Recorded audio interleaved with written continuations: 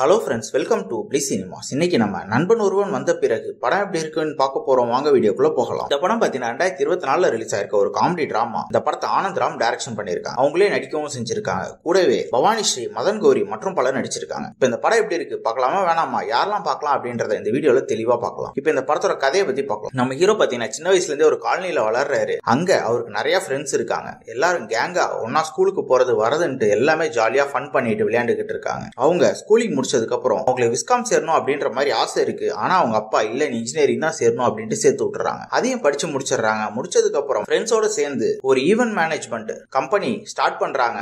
அதை ஏன் ஸ்டார்ட் பண்றாங்க, எதுக்காக ஸ்டார்ட் பண்றாங்க, கடைசியில ஃப்ரெண்ட்ஸ் எல்லாம் என்ன ஆனாங்க அப்படின்றது தான் இந்த படத்தோட முழு கதையே. இப்ப இந்த படத்தோட பாசிட்டிவ் நைட் பத்தி பார்க்கலாம். இந்த படத்தோட பாசிட்டிவ் பாத்தீங்கன்னா படத்துல 90s கிட்ஸ்க்கான சீன் நிறையவே வச்சிருக்காங்க. அதாவது 90sல நம்ம என்னெல்லாம் விளையாண்டோம், என்னெல்லாம் பண்ணோன்ற மாதிரி பல சீன்ஸ் வச்சிருக்காங்க. அதெல்லாம் பார்க்கறதுக்கு ரொம்ப சூப்பராகவே இருந்தது. பெர்ஃபார்மன்ஸ் பார்க்கும்போது நம்ம ஹீரோ ஒரு அல்டிமேட்டான பெர்ஃபார்மன்ஸ் கொடுத்திருக்காரு. அவரோட காமெடி சீன்ஸா இருக்கட்டும், எமோஷனல் சீன்ஸா இருக்கட்டும், எல்லாத்துலயுமே சூப்பராகவே பண்ணிருக்காங்க. அதே மாதிரி ஹீரோயின் நல்ல ஒரு பெர்ஃபார்மன்ஸே கொடுத்திருக்காங்க. படத்தில் நடிச்சிருக்க எல்லாருமே ஒரு தரமான பெர்ஃபார்மன்ஸே கொடுத்திருக்காங்க. இந்த படத்தோட சினிமோட்டோகிராஃபியை பத்தி சொல்லியே ஆகணும். படம் சென்னையில் நடக்கிற மாதிரியும் சிங்கப்பூர்ல நடக்கிற மாதிரி காமிச்சிருக்காங்க. ரெண்டுத்தையுமே சினிமோட்டோகிராஃபில சூப்பரா கேப்சர் பண்ணிருக்காங்க. பார்க்கறதுக்கே நல்லாவே இருந்தது. அதே மாதிரி மியூசிக், சாங்ஸ் எல்லாமே சூப்பராகவே இருந்தது. கேரக்டர் ரைட்டிங்ல பாத்தீங்கன்னா முக்கியமான கேரக்டர்லாம் நல்லாவே எழுதிருக்காங்க. ஆனால் என்ன கொஞ்சம் நல்லா எழுதியிருந்தாலும் இந்த படம் இன்னும் வேற லெவல்ல இருந்தது. அதே மாதிரி பாத்தீங்கன்னா ஸ்கிரீன் பிளேல படத்துல பல சீன்ஸ் நல்லா இருக்கு. ஆனா கோர்வையா பார்க்கும்போது பல இடத்துல கொஞ்சம் லேக் அடிக்க தான் செய்யுது. இவங்க அதெல்லாம் கொஞ்சம் கிறிஸ்பா கட் பண்ணியிருந்தாங்கன்னா இந்த படம் வேற லெவல்ல ஒரு படமா வந்து ஓரளவு பாத்தீங்கன்னா இந்த படம் ஒரு ஒன் டைம் வாட்சபிள் படம் தான். வேணும்னா ட்ரை பண்ணி பாருங்க. இன்னொரு வீடியோல சந்திக்கலாம். தேங்க்யூ.